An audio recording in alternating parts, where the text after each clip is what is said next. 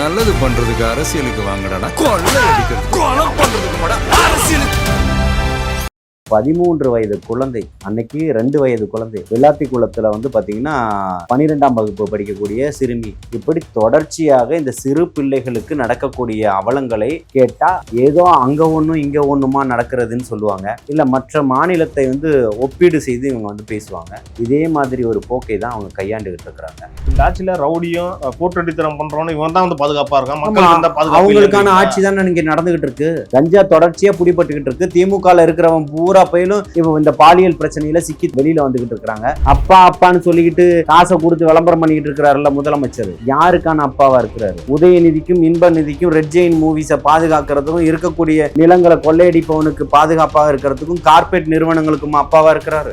எந்த ஆட்சியில தான் இல்ல, ஏன் இந்த ஆட்சியில தான் நடக்கிற மாதிரி ஏன் குற்றச்சாட்டு? அதனால அவங்க திருடினாங்க, நாங்களும் திருடுவோம். இதெல்லாம் மானக்கேடான விஷயம் இல்லையா? கனிம வள கொள்ளை இருக்கு, மணல் கொள்ளை இருக்கு, நம்ம டாஸ்மாக்ல ஊழல் இருக்கு, பத்திரப்பதிவுத்துறையில ஊழல் இருக்குது, வணிக வரி துறையில ஊழல் இருக்கு, இருக்கக்கூடிய நகராட்சி கட்டமைப்புகள்ல ஊழல் இருக்கு, இருக்கக்கூடிய தூய்மை பணியாளர்கள் அந்த கம்பெனி விஷயத்துல ஊழல் இருக்கு. இந்த ஒரு மாற்றம் தேவைன்றதுதான் இந்த இஸ்லாமிய சமுதாயத்துக்கு மிகப்பெரிய ஒரு கேள்வியாக என்ன மாற்றம் எதிர்பார்க்கறாங்க. அதாவது என்னன்னா, தொடர்ச்சியாக இந்த சமுதாயம் ஏமாற்றப்படக்கூடிய சமுதாயமா தான் இருக்குது. பிஜேபிக்கு நேர் எதிரான சித்தாந்தத்தை கொண்டதா திமுக, அதுக்கு ஏன் சம்பந்தப்பட்டு இன்னைக்கு அப்படிப்பட்டதா இல்லையே. சித்தாந்தத்தை கொண்டதா திமுகன்றது மாதிரி ஒரு மாயையை தான் நீங்க உண்டு பண்றீங்களே தவிர்த்து அதை இல்லையே. உங்களை மக்கள் இங்க அங்கீகரிக்கலன்னு தெரியும். அப்ப நீங்க குதிரை சவாரி பண்றதுக்கு தான் வரீங்கன்னு எங்களுக்கு தெரியும். பாசிச கொள்கையை கொண்டு இங்க திணிச்சிடணும், எந்த குதிரையிலயாவது ஏறியறணும்னு பாக்குறாங்க. அந்த குதிரையை விலை கொடுத்தே வாங்கிட்டாங்க. அதிமுகன்ற குதிரை ஓனரை துரத்தி விட்டுட்டு வீட்டுக்குள்ள படுத்துக்கிட்டாங்க. வீடு என்னதுதான். இன்னைக்கு இஸ்லாமிய தலைவர்கள் இத்தனை பேர் அங்க உட்கார்ந்துகிட்டு இருக்கிறீங்களே, அவங்க இப்ப நடத்தக்கூடிய ஒரு பரேடு ஒண்ணு நடத்துவாங்க. இது நடத்துறதுக்கு திமுக பீரியட்ல எங்கேயாவது அனுமதி கிடைச்சதா? ஆனால் அதிமுக பீரியட்ல அனுமதி கிடைச்சது. அதிமுகவினுடைய பீரியட்ல பாஜகவால எங்கேயுமே RSS பரேடு நடத்த முடியல. இன்னைக்கு திமுகவில் அத்தனை இடத்துல நடந்துகிட்டு இருக்கு. அன்பில் மகேஷை கேட்ட தெரியாதுன்ற மறுபடியும் திமுக ஆட்சி வந்துச்சுன்னா தமிழ்நாடு எப்படி இருக்கும்? அதுக்கப்புறம் தமிழ்நாட்டினுடைய தலையெழுத்து இன்னைக்கு மிகப்பெரிய கவலைக்கிடமா தான் இருக்கு. ரிச் நேயர்களுக்கு வணக்கம். இன்று நம்மோடு இணைந்திருப்பவர் தாவேகாவின் ஆதரவாளர் திரு ஜல்லிக்கட்டு ஜலீல் அவர்கள். அண்ணா வணக்கம்ண்ணா. வாழ்த்துக்கள். ரிச் சேனலுக்கு முதல்ல நீங்க நேர்காணல் கொடுக்குறீங்க, நன்றிண்ணா. வாழ்த்துக்கள். உங்களுடைய சேனல் இன்னும் நிறைய மக்களுடைய நெரிக்கப்படக்கூடிய குரவலைகள், ஒடுக்கப்படக்கூடிய குரல்கள் உங்களுடைய சேனல் மூலயமா ஓங்கி ஒலிக்கணும். மக்களுடைய எல்லா பிரச்சனைகளையும் முன்னெடுத்து பேசணும்னு என்னுடைய வாழ்த்துக்களை தெரிவிச்சுக்கிறேன். நன்றிண்ணா. நம்ம சப்ஜெக்டுக்குள்ள போகலாம். சென்னை திருமங்கலம் பகுதியில் பார்த்தீங்கன்னா 13 வயசு குழந்தைய திமுக நிர்வாகி ஒருத்தன் பாலியல் வன்கொடுமை பண்ணியிருக்கான். ஏற்கனவே 2 வயசு குழந்தைய பண்ண அந்த கேஸையும் நீங்கள் பார்த்துருப்பீங்க, நிறைய இடத்துல பேசியிருக்கீங்க. ஸோ இந்த சம்பவம் நடந்திருக்கு. எலெக்ஷன் வேற வரப்போகுது. இவங்களுக்குலாம் என்ன மனநிலையில் இருக்காங்க, என்ன நினைச்சிட்டு இருக்காங்கன்னு நினைக்கிறீங்க? அதாவது இப்போ பேசக்கூடிய திமுக பேசாது. அக்கா கனிமொழி வரமாட்டாங்க, அன்பில் மகேஷ் வரமாட்டாரு. என்ன அது பள்ளியில் படிக்கக்கூடிய ஒரு 13 வயது குழந்தை தானே. அப்ப அதை பார்த்துருக்கணும்ல. அந்த வழக்கறிஞருங்கண்ணே. இல்ல அதுதான், அவ யாரா இருந்தாலும் நின்ன இடத்துல அவங்களுக்குலாம் உடனடியா அவங்க அந்த அந்த அது போன்ற காம வெறியர்களை தலையை துண்டாடப்படணும்ன்றதான் என்னுடைய ஆதங்கம். புரியுதுங்களா? ஆனால் இப்படிப்பட்ட ஒரு 13 வயது குழந்தை, அன்னைக்கு 2 வயது குழந்தை, அண்ணா நகர்ல இதுக்கு முன்னாடி ஒரு வழக்கு பதிவாச்சு, 10 வயது சிறுமி. இப்படி தொடர்ச்சியா இந்த நம்ம வெள்ளாத்தி குளத்துல பார்த்தீங்கன்னா 12ஆம் வகுப்பு படிக்கக்கூடிய சிறுமி. இப்படி இப்போ இந்த மதுராந்தகத்தில் பார்த்தீங்கன்னா 14 வயது சிறுமி. இப்படி தொடர்ச்சியாக இந்த சிறு பிள்ளைகளுக்கு நடக்கக்கூடிய அவலங்களை கேட்டால் ஏதோ அங்கே ஒன்றும் இங்கே ஒன்றுமா நடக்கிறதுன்னு சொல்லுவாங்க. இல்லை மற்ற மாநிலத்தை ஒப்பீடு செய்து இவங்க பேசுவாங்க. இதே மாதிரி ஒரு போக்கை தான் அவங்க கையாண்டுகிட்டு இருக்கிறாங்க. அது தொடர்ச்சியாக எவ்வளவோ குரல்கள்லாம் எழுந்துகிட்டு இருக்குது. இதை எல்லாமே மடைமாற்றம் செய்து இன்னைக்கு திமுக சார்ந்து வேற ஏதாவது ஒரு நிகழ்ச்சியை நீங்கள் போடுவாங்களே தவிர இதை பேசுவதற்கு பத்திரிகைகளுக்கு ஊடகங்களுக்கு நேரம் இல்லை. அதை பற்றி பேசவும் மாட்டாங்க. இப்போ நம்மளை போன்றவர்கள் தான் இதை எதிர்கட்சியாக இருக்கக்கூடியவர்களும் இன்னைக்கு தமிழக வெற்றி கழகம் தான் இது தொடர்ச்சியாக இந்த விஜய் அவர்கள் இங்கேருந்து ஒரு நிகழ்ச்சிக்கு போறாருன்னு வச்சுங்களேன். இப்போ நான் உதாரணத்துக்கு இப்போ மும்பை போனாரு ஒரு நிகழ்ச்சிக்கு, அதை ஊடகங்கள் பெருசா பேசுறாங்களே, ஏன் இதை பெருசா பேச மாட்டாங்க? பேசுறது ஊடகங்கள் அல்ல, ஊடகங்கள் பேச வைக்கக்கூடியதுதான். அதுக்கு அதிகார வர்க்கம் வேற. நீங்க ஊடகங்கள் அவங்கவுங்களுக்கு உண்டானது தானே தவிர்த்து அதனுடைய முதலாளிகள் யாரா வேணா இருக்கலாம். ஆனா அதுக்கான அசைன்மெண்ட்டை கொடுக்கக்கூடியவர்கள்லாம் வேற. இல்ல அவங்களுக்கு மனசாட்சின்னு ஒண்ணு இருக்கும்ல. நீங்க அப்படி இல்லை, இங்க அதிகாரம்னு ஒண்ணு இருக்குல்ல, அது இங்க வந்து உங்களுடைய மனசாட்சியெல்லாம் இங்க பேச முடியாது. உங்களுடைய அதிகாரம் என்னவோ அதுதான் இங்க பேசும். ஏன்னா இப்ப கூட பாத்தீங்கன்னா ஒரு நெறியாளர் கூட ஒரு மண்டையை உடைச்சிட்டாங்க ஒரு நிகழ்ச்சியில கூட. இவங்கெல்லாம் வந்து என்ன நினைச்சிட்டு இருக்காங்க, என்ன வேணாலும் பண்ணலாம், இந்த ஆட்சியில நம்ம தான் நம்ம ராஜ்யம் அப்படின்னு சமூக நினைச்சிட்டு நீதி, இருக்காங்களா? திராவிட மாடல், மக்கள் பாதுகாப்பாக இருக்கக்கூடிய ஒரு ஆட்சி, அதுதான் இந்த திமுக ஆட்சி சொல்லும். அப்ப இந்த ஆட்சியில ரவுடியும் 420 பண்றவனும் இவன் தான் வந்து பாதுகாப்பா இருக்கான், ஆமா, மக்களுக்கு வந்தா பாதுகாப்பு அவங்களுக்கான இல்லைன்றீங்களா? ஆட்சி தானே இங்க நடந்துகிட்டு இருக்கு. கஞ்சா தொடர்ச்சியா பிடிபட்டுக்கிட்டு இருக்கு. திமுகல இருக்கிறவன் பூரா பயிலும் இவன் இந்த பாலியல் பிரச்சனையில சிக்கி வெளியில வந்துகிட்டு இருக்கிறாங்க. இது வெளியில வராத தகவல்கள்னு எத்தனை இல்ல அவங்க பதிவு செய்யப்படாத எஃப்ஐஆர்கள் எத்தனை நிறைய இருக்கும்ன்றீங்களா நீங்க? ஆமா இருக்கு, இல்ல ஆய்வுகள் அதானே சொல்லுது. இல்ல இவங்கலாம் வந்து இன்னும் ஒரு மாசத்துல எலெக்ஷன் வருது, நம்ம இப்படி பண்ணா நம்ம கட்சி கெட்ட பேர் ஆகணும், அந்த எண்ணம் எல்லாம் கிடையாதுன்றீங்களா உங்களுக்கு?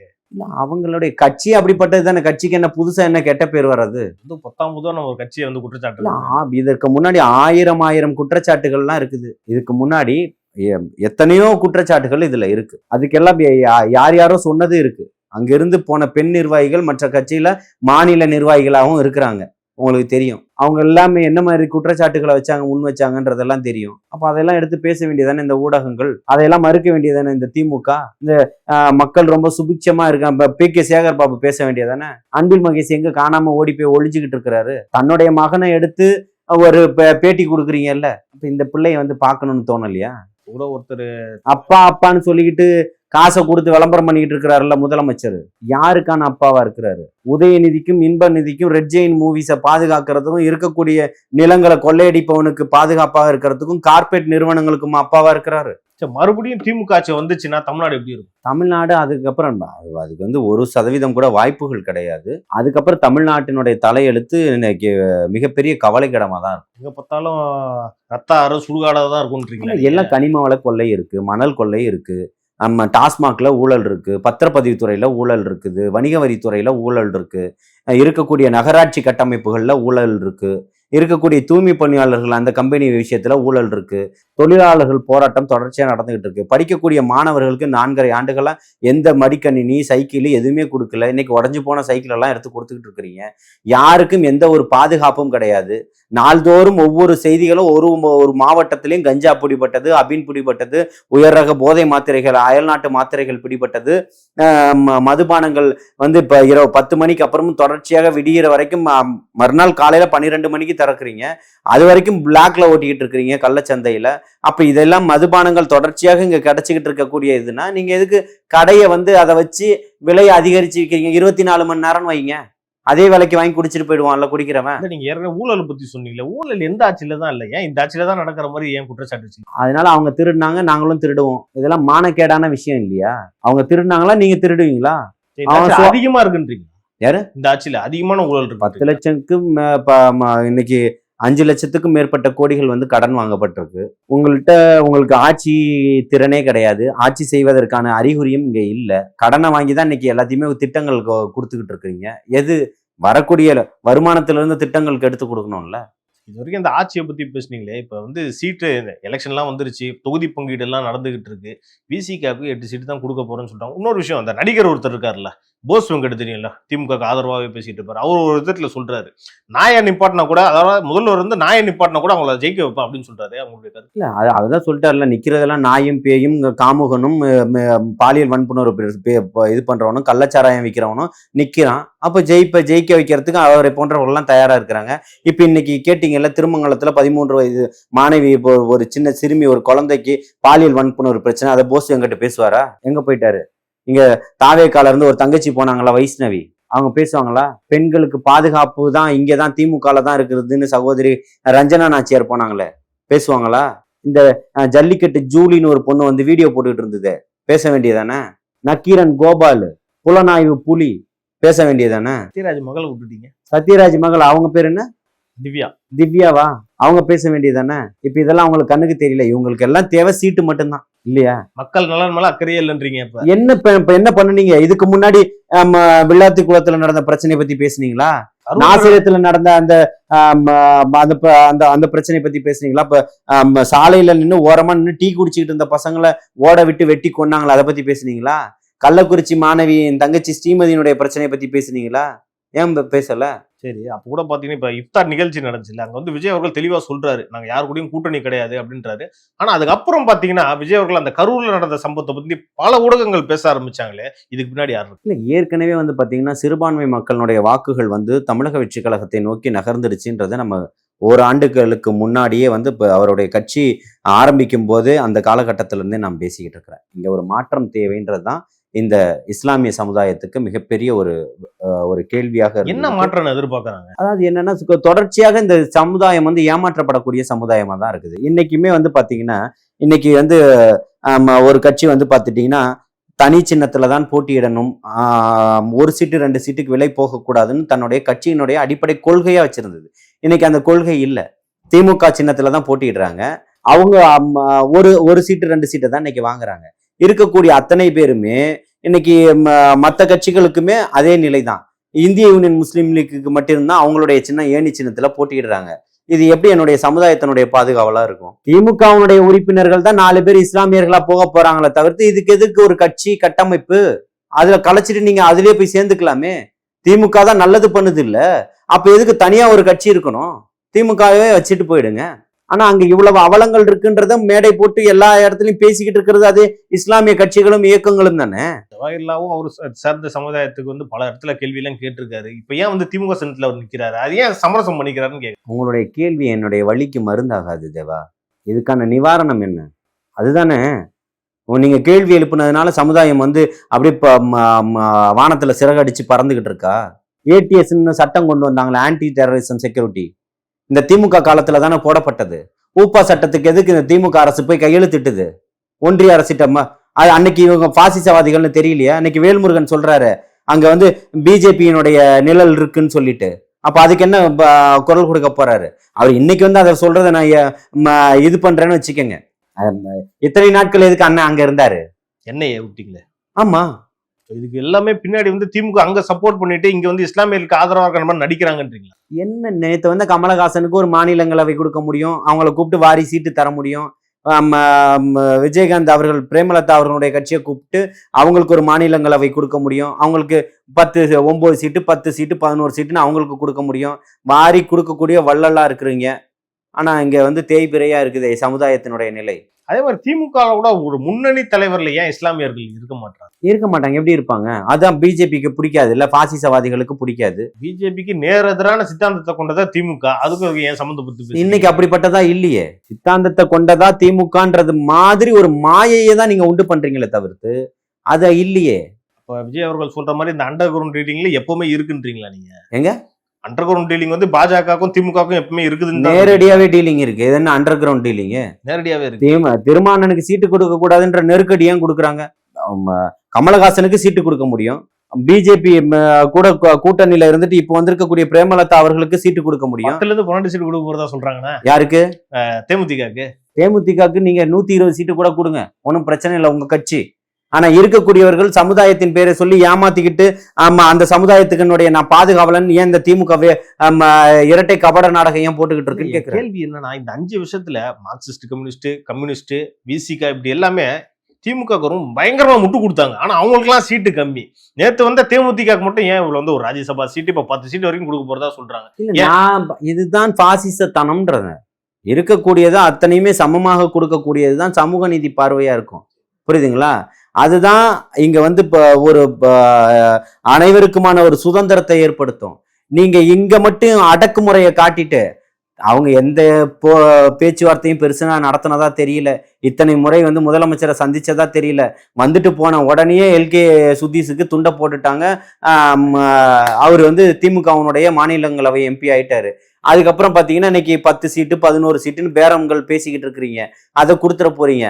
ஆனா தொடர்ச்சியா போராடுறான் விடுதலை கட்சியினுடைய அடிமட்டத்துல இருக்கக்கூடிய தொண்டன் சொல்றான், மானத்தோட வந்துருங்க, சீட்டு வாங்காதீங்க. ஏன்டே பல பேர் சொல்றாங்க, நேரடியா தான் சொல்றாங்க. ஏன் வந்து இந்த மாதிரி அடிமத்தனமா நடத்துறாங்க அப்படின்ற மாதிரி சொல்றாங்க. ஏன் அந்த மாதிரி போய் வாங்குறீங்க?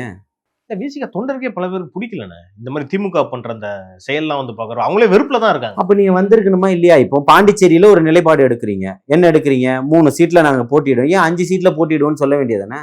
உங்களை தான் அவங்க நிராகரிச்சுட்டாங்கல்ல. அப்புறம் எதுக்கு 27 தொகுதிகள்ல நாங்க உங்களுக்கு ஆதரவு தரணியான்னு சொல்லணும்? மண்டியிட்டு வாழ்வதை விட எதிர்த்து நின்று சாவதையும் மேல் நினைக்கக்கூடியவன் நான். அடங்கமறு, அத்துமீறு, திமிரியலு, திருப்பி அடின்னு எல்லா வீரத்தையும் சொல்லி கொடுத்துட்டு அண்ணன் அங்க போய் அடங்குவது தப்பு தானே? கண்டிப்பா தப்புதான். அதை வந்து அவங்க தொண்டர்கள் ஏத்துப்பாங்களா? ஏன்னா இந்த வாட்டி குறிப்பா பட்டியலின மக்கள் சமுதாயம் நான் தொண்டர்கள் மட்டும்தான் உங்களுடைய சமுதாயம். நீங்க யாருக்கான கட்டமைப்பை உருவாக்குறீங்க? தலித் அரசியலை தானே நீங்க பேசுறீங்க. அப்புறம் இந்த சமுதாயத்தினுடைய உங்களை தலித் தலைவரா இங்க யாரும் பார்க்கல. சமுதாயத்துக்கு இந்த சமூகத்துக்கான தலைவரா தான் உங்களை பாக்குறாங்க. இல்லைன்னா தலித் அந்த சமுதாய மக்கள் வந்து விஜய் அவர்கள் எப்படி பாக்குறாங்கன்னா அவங்க தலைவரா ஏத்துக்கிட்டாங்களா? ஏத்துக்கிட்டாங்க. நம்பிக்கை இருக்கா அவங்களுக்கு? இஸ்லாமியர்களுடைய கூட்டங்கள் பார்க்கலையா? இன்னைக்கு போற பக்கமெல்லாம் இன்னைக்கு அத்தனை பேர் திமுக பக்கத்துல உட்காந்துக்கிட்டு பொய்யை தான் சொல்லிக்கிட்டு இருக்கிறாங்க. எங்க பக்கத்துலதான் எல்லாமே இருக்கு, நாங்க சொல்றதுதான் எல்லாம். அப்படியெல்லாம் எதுவுமே இல்லை. அப்ப அங்க வந்தவர்கள்லாம் இஸ்லாமியர்கள் இல்லையா? முழு நம்பிக்கையை வந்து இஸ்லாமியர்கள் இல்லைன்னு சர்டிபிகேட் கொடுத்துருவாங்களா இவங்க 4 பேரும்? எல்லாருடைய நம்பிக்கையை வந்து விஜய் சம்பாரிச்சிட்டாருன்றீங்க. ஆரம்பத்துல இருந்து இவங்களும் போல பொய்யும் புரட்டையும் சொல்லி சமுதாயத்தை காட்டி சமுதாயத்துக்காக 1 சீட்டு 2 சீட்டுக்கு வச்சுக்கிட்டு சமுதாயத்தை வச்சு பிழைக்கல அப்படின்றத அவர் தெளிவுபடுத்துறாரு. இன்னைக்கு வாரி கொடுக்குறாரு இஸ்லாமிய சமுதாயத்துக்கு சீட்டு.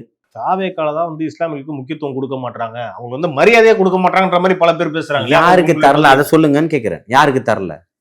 யாருக்கு தரல? அவங்க என்ன சொன்னாங்கன்னா, தாயிரான்னு ஒரு நிர்வாகி இருந்தாங்க, அவங்க மேடையே ஏத்துல பாருங்க அப்படின்ற கடைசியா நடந்த இஃப்தார் நிகழ்ச்சியில வரைக்கும் தாயிராக்கா இருந்தாங்க. ஆதாரம் காட்ட முடியும்.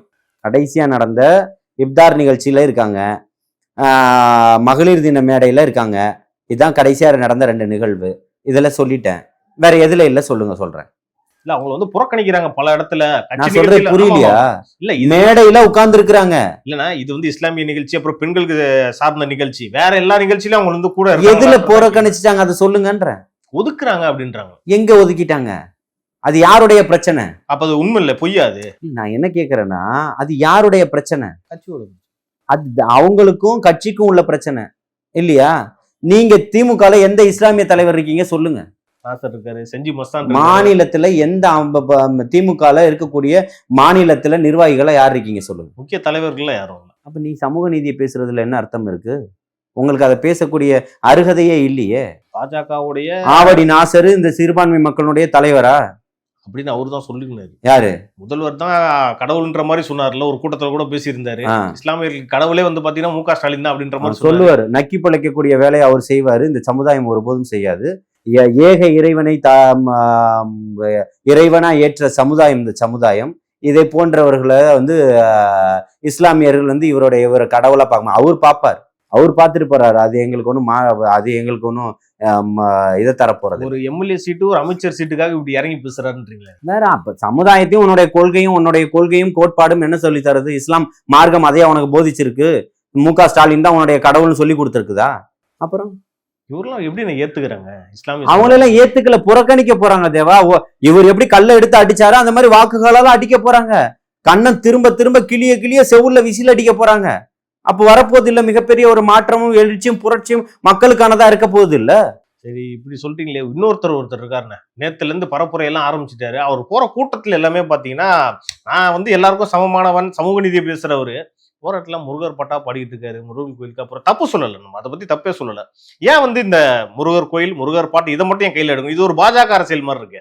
முருகனை கடுமையா ரொம்ப வக்ரமா விமர்சிச்சது இஸ்லாமியர்களா சீமானா? அவர் கையில இருக்கக்கூடிய வேலை குறித்து யாரு விமர்சிச்சா? சீமான் தானே விமர்சிச்சாரு. விமர்சிச்சாரா இல்லையா? இன்னைக்கு நீ போய் பாட்டு பாடினா எல்லாம் நம்பிடுவாங்கன்னு நினைக்கிறியா?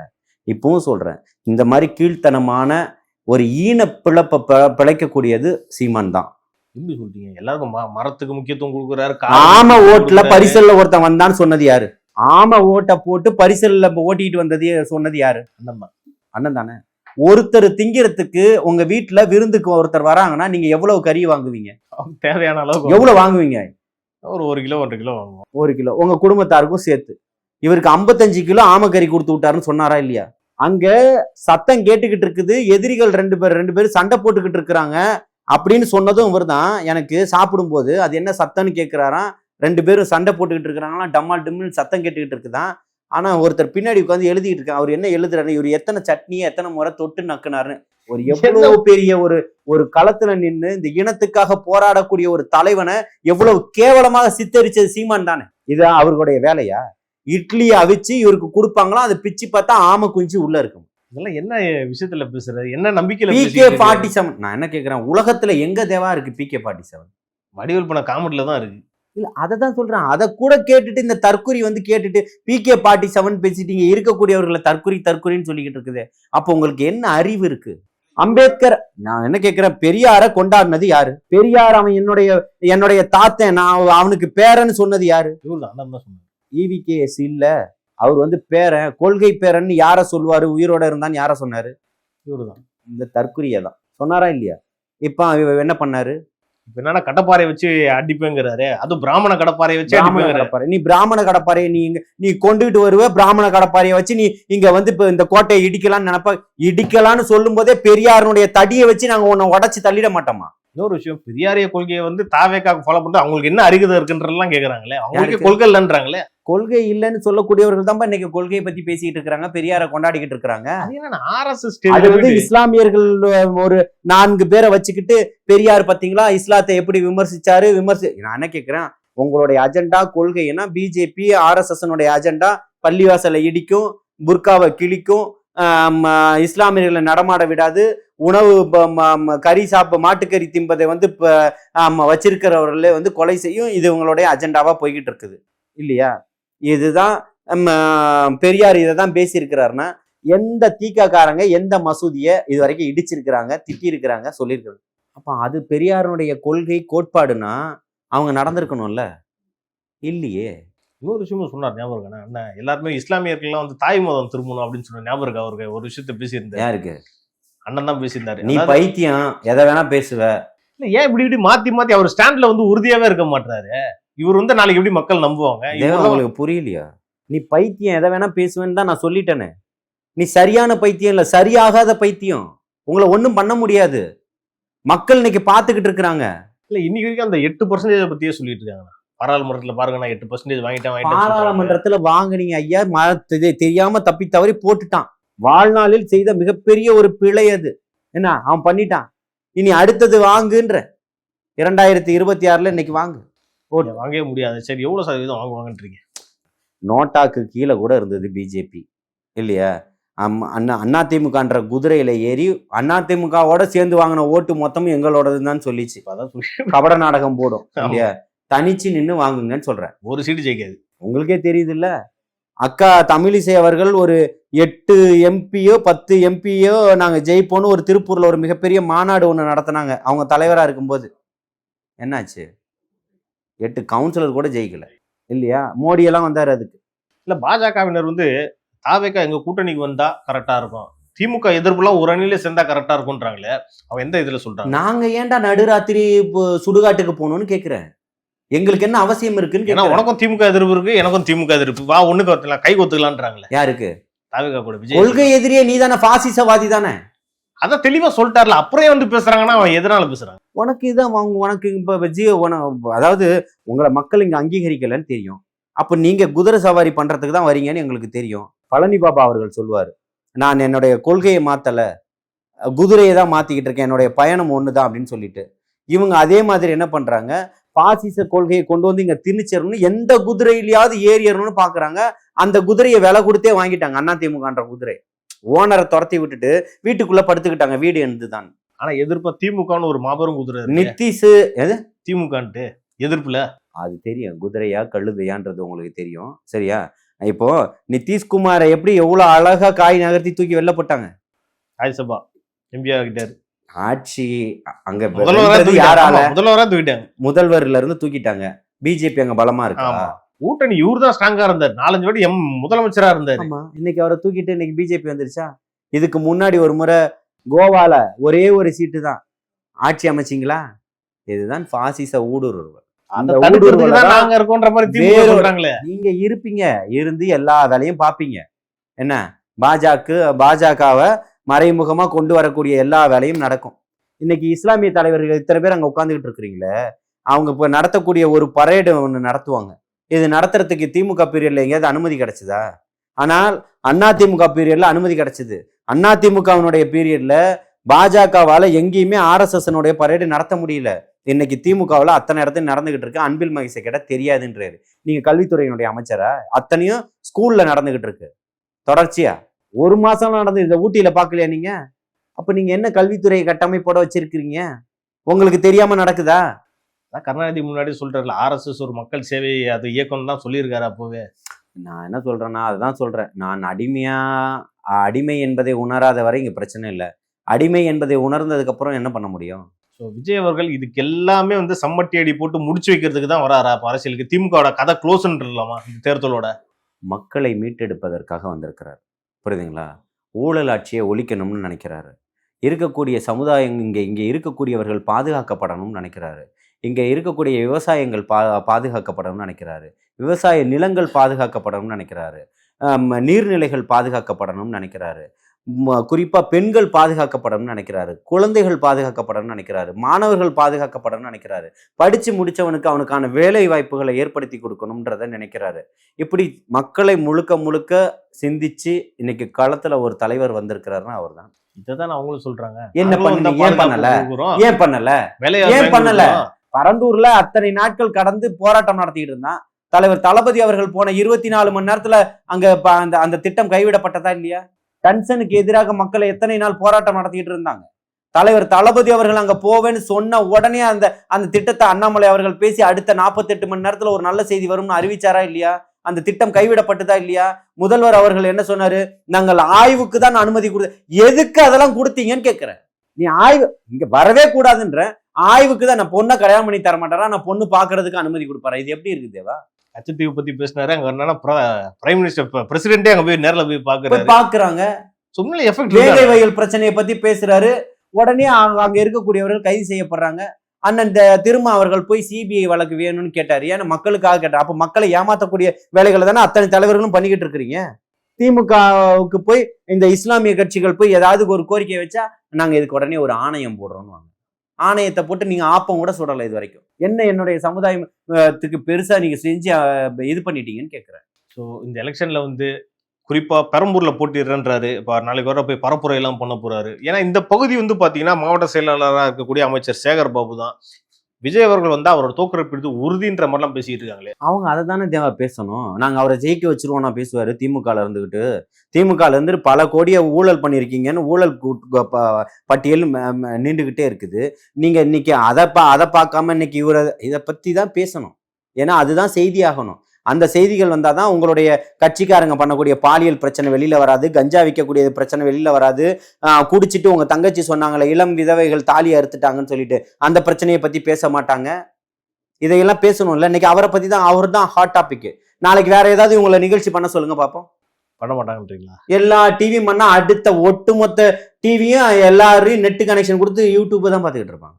ஸோ இந்த எலெக்ஷன் வந்து தாவேகாக்கும் திமுகவும் தான் போட்டி. அதுல வெற்றி பெறக்கூடியது தாவேகா தான். அதுல உறுதியா இருக்கீங்க. மக்கள் தான் வெற்றி பெற போறாங்க. மக்களுடைய மனசாட்சியாக, மக்களுடைய முதல்வராக தமிழக வெற்றி கழகத்தினுடைய தலைவர் தளபதி என்னுடைய அண்ணன் நிச்சயமாக செஞ்சார்ஜ் கோட்டையிலே கொடியேற்றுவார். தமிழக முதலமைச்சர் விஜய் என்னும் நான் என்ற குரல் ஓங்கி ஒலிக்கப் போகும் நாள் வெகு விரைவில் காத்திருக்கிறேன். நேரத்துக்கும் கருத்துக்கும் நன்றி. வாழ்த்துக்கள்.